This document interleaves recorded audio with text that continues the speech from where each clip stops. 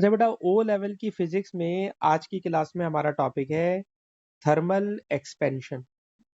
Thermal expansion क्या चीज होती है कि अगर आप किसी भी मटेरियल ऑब्जेक्ट को गर्म करें तो सर उस मटेरियल ऑब्जेक्ट के जो पार्टिकल्स होंगे, सर वो पार्टिकल्स हीट एनर्जी एब्जॉर्ब कर लेंगे।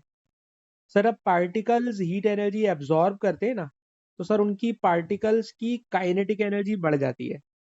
सर अब काइनेटिक एनर्जी बढ़ेगी, उनकी वाइब्रेशन बढ़ेगी, तो वो पार्टिकल्स एक दूसरे के साथ जोर जोर से टकराने लगते हैं, एक दूसरे को धक्का देने लगते हैं। और जब पार्टिकल्स गर्म करने पे एक दूसरे को धक्का देने लगते हैं, तो आप देखिएगा उस मटेरियल में थर्मल एक्सपेंशन हो जाता है। आप सॉलिड को गर्म करोगे वो भी एक्सपेंड कर जाएगा, लिक्विड को गर्म करोगे वो भी एक्सपेंड कर जाएगा, गैस भी एक्सपेंड कर जाती है।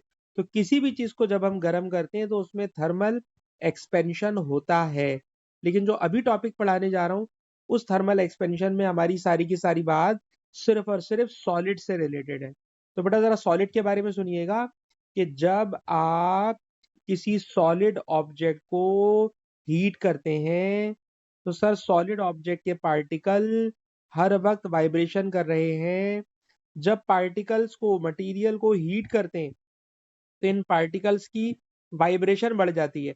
वाइब्रेशन बढ़ जाती है तो पार्टिकल्स एक दूसरे को धक्का देते हैं, और धक्का देने की वजह से आप देखोगे कि उस मटेरियल की लेंथ थोड़ी सी बड़ी हो जाएगी, वो चीज थोड़ी सी एक्सपेंड कर जाएगी। तो गर्म करने से किसी मटेरियल का एक्सपेंड कर जाना, it is called thermal expansion. ठीक। अच्छा याद रखिए, थर्मल एक्सपेंशन हर चीज का एक जैसा नहीं होता। कोई चीज गर्म करने से कम एक्सपेंड होती है, कोई चीज गर्म करने से ज्यादा एक्सपेंड होती है। तो हम लोग फिजिक्स में एक टर्म पढ़ते हैं जिसे अल्फा से डिनोट करते हैं, और इसका नाम होता है थर्मल एक्सपेंसिटिविटी। तो जिस मटेरियल के लिए अल्फा की वैल्यू कम होती है वो गर्म करने से कम एक्सपेंड होती है, जिसके लिए अल्फा की वैल्यू ज्यादा होती है वो गर्म करने से ज्यादा एक्सपेंड होती है। अब जरा देखिएगा, ये एक पास पेपर का क्वेश्चन है बेटा, जरा देखिएगा ये एक पास पेपर का क्वेश्चन है। इस पास पेपर के क्वेश्चन में एक ऐसी मेटल की स्ट्रिप आपको मैं दिखा रहा हूं जिसका ऊपर वाला बेटा जो पोर्शन है ना, ये ब्रास मटेरियल का बना हुआ है। ऊपर लिखा हुआ है ब्रास, एक मटेरियल है। और जो नीचे वाली रॉड का पार्ट है, ये एक दूसरे मटेरियल का बना हुआ है। तो क्वेश्चन में खुद बता देंगे कि किसका थर्मल एक्सपेंशन ज्यादा है, ये बता देंगे पेपर में, और किसका थर्मल एक्सपेंशन कम है। ठीक। और कहेंगे जब मैंने इसको गर्म किया तो बताइए ये किस तरफ एक्सपेंड करेगी। तो मुख्तलिफ ऑप्शन दिए हुए होंगे पास पेपर में बेटा, आपको दिखाऊंगा। तो याद रखिएगा, गर्म करने से by metallic rod. Sir by metallic rod क्या होती है? बाई मेटालिक स्ट्रिप क्या होती है? ऐसी स्ट्रिप जिसमें दो डिफरेंट मेटल्स को एक दूसरे के साथ अटैच कर दिया गया हो, एक दूसरे के साथ चिपका दिया गया हो, it is called by metallic strip. हो सकता है स्ट्रिप का एक पार्ट कॉपर का बना हुआ हो, दूसरा पार्ट आयरन का बना हुआ हो। तो ऐसी स्ट्रिप को बेटा क्या बोलते हैं? बाई मेटालिक स्ट्रिप बोलते हैं। और हर मेटल स्ट्रिप एक जैसी एक्सपेंड नहीं होती। कॉपर में थर्मल एक्सपेंशन ज्यादा होता है, आयरन में थर्मल एक्सपेंशन कम होता है। तो बेटा पेपर में क्वेश्चन इस तरह का आएगा कि आपको एक बाई मेटालिक स्ट्रिप देंगे और आपसे कहेंगे इसको मैंने गर्म किया, तो बताइए वो किस तरफ बेंड करेगी। तो आप ये वाली बात जानते हो कि अगर मैं एक सर्कल बनाऊं, ठीक है जनाब, ये मैंने सर्कल बनाया और इसी सर्कल के अंदर एक और सर्कल बना दिया, दो सर्कल मैंने बनाने की कोशिश की है।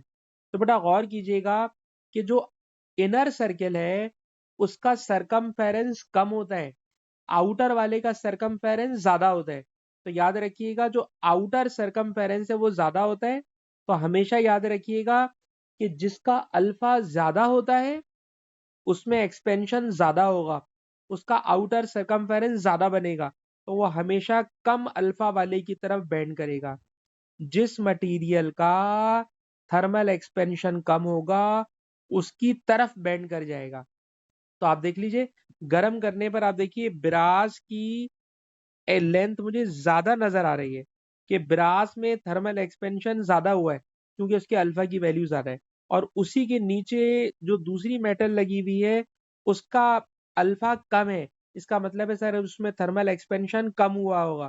तो बेटा इस बात को याद रखिएगा, जिसमें थर्मल एक्सपेंशन कम होता है बाई मेटालिक स्ट्रिप उसकी तरफ बेंड कर जाती है, क्योंकि उसमें एक्सपेंशन कम होगा तो उसका सरकमफेरेंस कम बनेगा, और जिसका अल्फा ज्यादा है उसमें थर्मल एक्सपेंशन ज्यादा होगा तो वो हमेशा कम की तरफ बेंड कर जाती है। इस बात का रट्टा मारना है। इसके अलावा बेटा पेपर में पूछता है, भाई बताइए बाई मेटालिक थर्मल एक्सपेंशन को डेली लाइफ में बताइए कहाँ कहाँ जहन में रख के हम काम करते हैं। तो जरा गौर से देखिएगा, जो ट्रेन जिस ट्रैक पर चलती है उसको कहते हैं रेल, ठीक है जनाब। तो रेल में आप देखिएगा जो मेटल की रेल्स होती हैं, उन मेटल की रेल्स के दरमियान में थोड़ा सा गैप छोड़ दिया जाता है। ये थोड़ा सा गैप छोड़ा हुआ है, ये बताइए थोड़ा सा गैप छोड़ा हुआ है। सवाल बताइए ये गैप क्यों छोड़ते हैं? जवाब, सर गर्मियों में थर्मल एक्सपेंशन में थर्मल एक्सपेंशन होगा, या ट्रेन जब उसके ऊपर चलेगी तो फ्रिक्शन से भी जो रेल होगी वो गर्म हो जाएगी। सर अगर वो गर्म होगी, अगर उनके दरमियान में गैप होगा तो गैप फिल हो जाएगा और कोई नुकसान नहीं होगा। लेकिन अगर दरमियान में गैप नहीं दें तो क्या होगा? सर अगर आपने दरमियान में गैप नहीं दिया ना, तो जिस तरह ये वाली स्ट्रिप बेंड हो गई, जरा देख रहे हो बेटा, जिस तरह ये वाली स्ट्रिप बेंड हो गई, इसी तरह रेल्स का जो ट्रैक है वो बेंड हो जाएगा, और अगर सर वो बेंड हो गया ना तो उसके ऊपर जो ट्रेन चलेगी ना वो पटरी से उतर जाएगी। ठीक है जनाब। तो ट्रेन की जो रेल्स होती हैं, उन रेल्स के दरमियान गैप क्यों छोड़ते हैं? ताकि थर्मल एक्सपेंशन में रेल्स बेंड ना हो जाएं। अगर गैप नहीं छोड़ोगे तो बेंड हो जाएंगी, और अगर बेंड हो गई तो जाहिर सी बात है जो ट्रेन होगी वो ट्रैक से उतर जाएगी। तो ख्याल रखिएगा इस बात का। एक बात हो गई। दूसरी बात बेटा, और कोई डेली लाइफ के अंदर कोई ऐसी बात बताइए जिसमें हम थर्मल एक्सपेंशन को जहन में रखते हो। तो याद कीजिएगा कि अगर आप गर्म पानी किसी गिलास में डालें, गर्म पानी गिलास में डालें, तो बेटा ये बताइए, बेटा समी आपसे मेरा सवाल है, गर्म पानी अगर मैं एक ऐसे गिलास में डालूं जिसकी वॉल बहुत थिक है और दूसरा गिलास जिसकी वॉल बहुत थिन है, तो कौन सा वाला गिलास टूट जाएगा गर्म पानी डालने से? बेटा समी बताइए।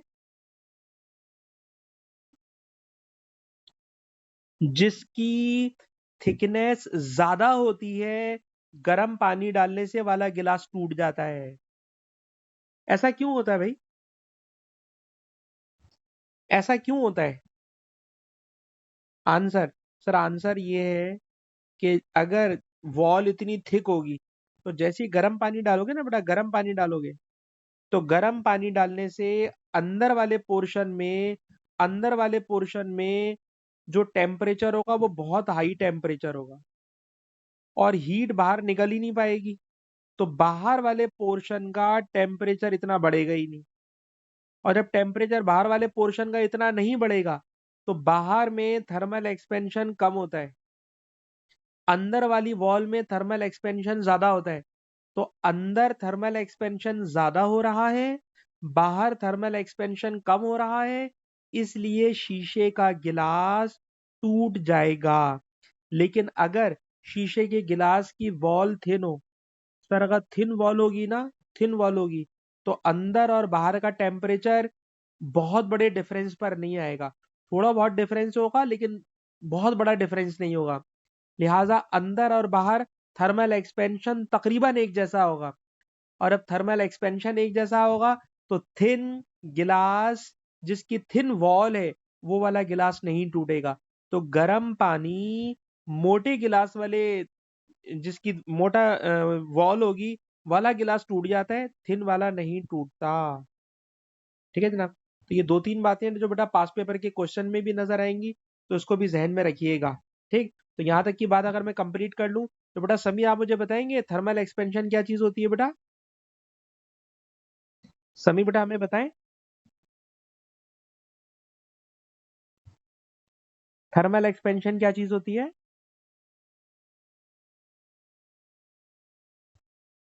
बिल्कुल सही आपने कहा, बिल्कुल आपने सही कहा। चले जी और आगे चलते हैं। आज की क्लास का बेटा मेरा मेन टॉपिक है थर्मोमेट्री। आज की क्लास का बेटा हमारा मेन टॉपिक है थर्मोमेट्री। थर्मोमेट्री बेटा पढ़ाऊंगा, लेकिन थर्मोमेट्री पढ़ाने से पहले आपको जरा 2-3 बातें रफ में समझाना पड़ेंगी, और रफ वाली ये बातें समझाकर फिर मैं आपको उधर लेके जा सकूंगा। तो थर्मोमेट्री की क्लास पढ़ाने के लिए पहले कुछ बेसिक्स पढ़ा रहा हूँ। तो बेटा जरा अपने नोट्स के अंदर पेज नंबर 30 पर पहुंचिए। नोट्स निकालिए बेटा, नोट्स, और नोट्स के अंदर पहुंचिएगा पेज नंबर 30 पर। और अगर नोट्स के अंदर पेज नंबर 30 पर पहुंच चुके हो तो आज की क्लास की दूसरी हेडिंग है थर्मोमेट्रिक प्रॉपर्टी। थर्मोमेट्रिक प्रॉपर्टी क्या चीज होती है, तो सुनो बेटा, ऐसी फिजिकल क्वांटिटीज जो टेम्परेचर के साथ चेंज होती हो, they are called thermometric properties. ऐसी फिजिकल क्वांटिटीज जो टेम्परेचर के साथ चेंज होती हो, they are called thermometric properties. जैसे किसी वायर की रेजिस्टेंस टेम्परेचर बदलने के साथ चेंज हो जाती है। हमने करंट इलेक्ट्रिसिटी पढ़ा हुआ है, तो आपको याद होगा अगर टेम्परेचर बढ़ेगा तो रेजिस्टेंस बढ़ जाएगी। तो रेजिस्टेंस क्या है? एक थर्मोमेट्रिक प्रॉपर्टी है। किसी गैस को गर्म करें तो सर गैस का प्रेशर बढ़ जाता है। प्रेशर टेम्परेचर के साथ डायरेक्टली प्रोपोर्शनल है, इसलिए प्रेशर थर्मोमेट्रिक प्रॉपर्टी है। ठीक है जनाब। किसी ऑब्जेक्ट को गर्म करें, उसका साइज एक्सपेंड कर जाता है। किसी ऑब्जेक्ट का साइज टेम्परेचर के साथ डायरेक्टली प्रोपोर्शनल है, तो size of an object it is called a thermometric property. और इन्हीं थर्मोमेट्रिक प्रॉपर्टीज को लेकर साइंसदानों ने बहुत सारे थर्मामीटर बनाए। उनमें बेटा सबसे पहला थर्मामीटर है, जरा नाम सुनिएगा, gas thermometer. Sir gas thermometer में गैस को गर्म करते हैं तो गैस का वॉल्यूम एक्सपेंड हो जाता है। तो गैस का वॉल्यूम एक्सपेंड होना, it is called thermometric property. Laboratory में, क्लिनिक में बेटा जो थर्मामीटर यूज करते हैं और जो हमारे कोर्स में है, उसमें क्या होता है सर, किसी लिक्विड को गिलास ट्यूब के अंदर बंद कर लेते हैं और उसे गर्म करते हैं, तो सर उस लिक्विड का वॉल्यूम एक्सपेंड होता है। तो वॉल्यूम बढ़ना, it is called thermometric property. इसी तरह बेटा अभी मैंने थोड़ी देर पहले आपको एक चीज सिखाई, बाईमेटालिक स्ट्रिप। दो मुख्तलिफ मेटल की स्ट्रिप्स होती हैं, जब उन्हें गर्म करते हैं तो वो बेंड हो जाती हैं। तो बेंड होने में थर्मल एक्सपेंशन हो रहा है, ये भी क्या है, फिजिकल क्वांटिटी, थर्मोमेट्रिक प्रॉपर्टी। इसी तरह बेटा किसी गैस को गर्म करें तो उसके प्रेशर में चेंज आता है, तो प्रेशर का चेंज होना, थर्मोमेट्रिक प्रॉपर्टी। आज की क्लास में पढ़ेंगे थर्मोकपल। सर थर्मोकपल में गर्म करने से एक ईएमएफ पैदा हो जाती है। ईएमएफ का पैदा होना, थर्मोमेट्रिक प्रॉपर्टी। कहते हैं जनाब किसी वायर में से करंट पास करें या इसको किसी हॉट एनवायरनमेंट में रख दें, टेम्परेचर बढ़ने से रेजिस्टेंस बढ़ जाती है। रेजिस्टेंस क्या है? Thermometric property. तो बेटा बात समझ में आई? ऐसी फिजिकल क्वांटिटीज जो टेम्परेचर बदलने के साथ चेंज हो जाती हूँ, they are called thermometric properties. और इन्हीं थर्मोमेट्रिक प्रॉपर्टीज को लेकर हम थर्मामीटर स्टडी करते हैं। लेकिन आपके कोर्स के अंदर सिर्फ दो थर्मामीटर हैं, एक थर्मोकपल वाला और एक मरकरी और अल्कोहल वाला। तो आइए इन दोनों में से किसी एक थर्मामीटर को स्टार्ट करते हैं। ये बताइए बेटा, लैब में या डॉक्टर के पास हमने ये वाला थर्मामीटर देखा होता है जिसके अंदर मरकरी भरा हुआ होता है। तो जरा जल्दी से कुछ नॉलेज पकड़िए दिमाग के अंदर कि मरकरी वाले थर्मामीटर में क्या अच्छी बातें हैं और क्या बुरी बातें हैं। बेटा गौर से सुनिएगा। कहते हैं मरकरी एक मेटल है, और आप जानते हो बेटा जितनी भी मेटल्स होती हैं, metals are good conductor of heat. Metals are good conductor of heat, और इनके गुड कंडक्टर होने से आगे चल के हम आपको पढ़ाएंगे कि मरकरी वाला थर्मोमीटर बहुत जल्दी रीडिंग शो कर देता है। मरकरी वाला थर्मोमीटर बहुत जल्दी रीडिंग शो कर देता है। तो जनाब mercury thermometer, mercury is a good conductor of heat. दूसरी बात, मरकरी जो है बेटा एक ऐसा लिक्विड है जो गिलास की वॉल के साथ चिपकता नहीं है। It does not wet the wall of glass tube. इसका बॉइलिंग पॉइंट बहुत हाई है, 357, इसलिए काफी हाई टेम्परेचर मेजर कर सकता है। मरकरी की एक अच्छी बात, इसका थर्मल एक्सपेंशन यूनिफॉर्म होता है, यानी पहले 10 सेंटीग्रेड में जितना मरकरी एक्सपेंड होगा, उससे अगले 10 सेंटीग्रेड में भी उतना ही एक्सपेंड होगा, उससे अगले 10 सेंटीग्रेड में भी उतना ही एक्सपेंड होगा। तो मरकरी का थर्मल एक्सपेंशन काफी हद तक यूनिफॉर्म थर्मल एक्सपेंशन होता है। कहते हैं मरकरी बहुत जल्दी टेम्परेचर को रेस्पॉन्ड करता है, जैसे ही इसको हॉट एनवायरनमेंट में रखोगे बहुत जल्दी रीडिंग शो कर देगा, तो इसकी रेस्पॉन्सिवनेस बहुत अच्छी है। तो ये इसकी अच्छाइयाँ हो गई। आइए बुराइयों में आते हैं। मरकरी के अंदर बुराई ये है कि मरकरी खतरनाक है, पॉइजनस है, खुदा न खास्ता मुंह में चला जाए, बॉडी में चला जाए तो खतरनाक है। अच्छा जनाब, इसका थर्मल एक्सपेंशन बहुत कम होता है, ये इसकी बुरी बात है। इसका फ्रीजिंग पॉइंट बहुत कम है, -39, लिहाजा मरकरी वाला थर्मामीटर बहुत लो टेम्परेचर वाले इलाकों में इस्तेमाल नहीं कर सकते। एक्सपेंसिव है, महंगा है, ठीक है जनाब, और बहुत ठंडे इलाकों में इस्तेमाल नहीं किया जा सकता। तो बेटा जितनी बातें मैंने बोली है इनको दिमाग में रखिएगा, तो मैं मेन टॉपिक पढ़ाऊंगा तो वहां पर ये सारी नॉलेज यूज करवाऊंगा। मैंने बात बेटा क्या की है, मरकरी की अच्छाइयाँ और मरकरी की बुराइयां।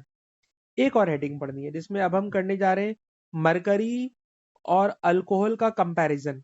बेटा ये कंपैरिजन भी थर्मामीटर की स्टडी में काम आएगा। तो बेटा हेडिंग क्या है, मरकरी और अल्कोहल का कंपैरिजन। मरकरी की अच्छी बात है कि मरकरी सिल्वर कलर का होता है और चमकता हुआ नजर आता है। अल्कोहल की बुरी बात यह है कि अल्कोहल ट्रांसपेरेंट होता है, नजर ही नहीं आता, तो यूजुअली इसमें कलर डालकर हम इसको देखते हैं। मरकरी की थर्मल कंडक्टिविटी बहुत ज्यादा है और बहुत जल्दी रीडिंग शो करता है, टेम्परेचर के चेंज को बहुत जल्दी शो करता है। अल्कोहल एक ऐसा लिक्विड है जिसकी थर्मल कंडक्टिविटी कम है, लिहाजा बहुत ज्यादा टाइम लगा देता है टेम्परेचर शो करने में। टेम्परेचर शो करने में बहुत ज्यादा टाइम लगा देता है, यानी डॉक्टर के पास आप गए और डॉक्टर के पास जाके उसने जो है बॉडी में थर्मामीटर को प्लेस किया, अब वो कुछ टाइम लेता है कि उसके बाद वो टेम्परेचर की रीडिंग नोट करे। तो अगर वो अल्कोहल वाला थर्मामीटर होगा तो टाइम बहुत ज्यादा लगाएगा, और अगर मरकरी वाला थर्मामीटर होगा तो बहुत जल्दी रीडिंग आ जाएगी। अच्छा जी, और आगे चले। मरकरी का थर्मल एक्सपेंशन यूनिफॉर्म है। यूनिफॉर्म थर्मल एक्सपेंशन का मतलब ये होता है कि जितना मरकरी पहले 10 सेंटीग्रेड में एक्सपेंड होगा, 0 से 10 तक जितना एक्सपेंड होगा, तो 10 से 20 में भी उतना ही एक्सपेंड होगा, 20 से 30 में भी उतना ही एक्सपेंड होगा, तो उसका एक्सपेंशन एक जैसा चल रहा होता है। लेकिन अल्कोहल का थर्मल एक्सपेंशन एक जैसा नहीं है, इस बात को आगे चल के हम समझाएंगे। एक स्केल होता है यूनिफॉर्म स्केल, एक होता है नॉन यूनिफॉर्म स्केल। तो आप देखिएगा अल्कोहल में पढ़ाएंगे कि अल्कोहल वाले थर्मामीटर का स्केल नॉन यूनिफॉर्म स्केल होता है। बेटा जो टॉपिक पढ़ा रहा हूँ काफी बोरिंग टॉपिक है, कोई फॉर्मूला नहीं है, सारी नॉलेज है, इसलिए बोरिंग तो लगेगा, लेकिन बेटा पेपर में सवाल आता है इससे, इसलिए आप इसको जरा तरीके से पढ़िएगा। अच्छा जी, अभी बेटा मैंने और आपको ये वाली बात बताई कि जो मरकरी वाला थर्मामीटर होता है वो मरकरी गिलास वॉल के साथ चिपकता नहीं है, लेकिन जो अल्कोहल है ये गिलास वॉल के साथ चिपक जाती है। उसके बाद आपको पता है मरकरी खतरनाक है, जबकि अल्कोहल वाला थर्मामीटर खतरनाक नहीं है। मरकरी वाला थर्मामीटर महंगा मिलता है और अल्कोहल वाला थर्मामीटर सस्ता मिलता है। अच्छा जनाब, मरकरी की रेंज -39 से +357 है। इसका मतलब ये हुआ कि इससे हाई टेम्परेचर मेजर कर सकते हैं, पर ये लो टेम्परेचर में फेल है। मरकरी वाला थर्मामीटर लो टेम्परेचर में फेल है, लेकिन अल्कोहल वाला थर्मामीटर लो टेम्परेचर में कामयाब है, लेकिन हाई टेम्परेचर में फेल है। कह रहे जनाब, लिक्विड मरकरी की डेंसिटी बहुत हाई डेंसिटी होती है, जबकि अल्कोहल की डेंसिटी कम डेंसिटी होती है। मरकरी में थर्मल एक्सपेंशन बहुत ज्यादा होता है। जब थर्मल एक्सपेंशन बहुत ज्यादा होगा तो अभी आगे चल के एक टॉपिक पढ़ाएंगे सेंसिटिविटी, तो वहां पर ये वाली बात समझा सकेंगे। अलबत्ता अगर हम बात करें इसकी जनाब अल्कोहल की, तो अल्कोहल में थर्मल एक्सपेंशन ज्यादा होता है, इसलिए इसकी सेंसिटिविटी आप देखिएगा ज्यादा होगी। तो ये बातें बेटा मैंने जितनी अभी आपके सामने बोली हैं, ये सब के सब थर्मामीटर की स्टडी में यूज आएंगी। सारी बातें जल्दी जल्दी दोहरा रहा हूँ बेटा, जरा सारी बातें जल्दी जल्दी सुनिए, उसके बाद फिर मेन टॉपिक आगे स्टार्ट करने जा रहा हूँ। सुनिए, पहली बात, थर्मोमेट्रिक प्रॉपर्टी क्या होती है। ऐसी प्रॉपर्टीज सर जो टेम्परेचर पे डिपेंड करती हैं, ऐसी फिजिकल क्वांटिटीज जो टेम्परेचर पे डिपेंड करती हैं, they are called thermometric properties. इन थर्मोमेट्रिक प्रॉपर्टीज में आज की क्लास में दो टॉपिक हमारे लिए इंपॉर्टेंट है। थर्मोकपल में टेम्परेचर बढ़ने से ईएमएफ का पैदा होना और गर्म करने से किसी लिक्विड का एक्सपेंड होना। ये दो थर्मामीटर आपके कोर्स में है। बाकी जितनी मैंने बातें बोली वो सारी की सारी एक्स्ट्रा है। फिर जनाब मरकरी की क्या अच्छाइयाँ हैं और क्या बुराइयाँ हैं वो भी मैंने आपके सामने डिस्कस की है। नोट्स में से याद कीजिए, इसको दिमाग में बिठाइए, मतलब याद करने का मतलब। फिर मरकरी और अल्कोहल का भी मैंने क्या करा दिया, कंपैरिजन करा दिया। अब जनाब इस चैप्टर को प्रॉपर्ली आगे लेके चलते हैं। पेपर में इस तरह का सवाल आता है कि बताइए थर्मामीटर में कैलिब्रेशन ऑफ स्केल कैसे करते हैं। कैलिब्रेशन का मतलब क्या होता है, समी बेटा बता सकते हैं what is the meaning of calibration? बेटा समी कैलिब्रेशन का मतलब,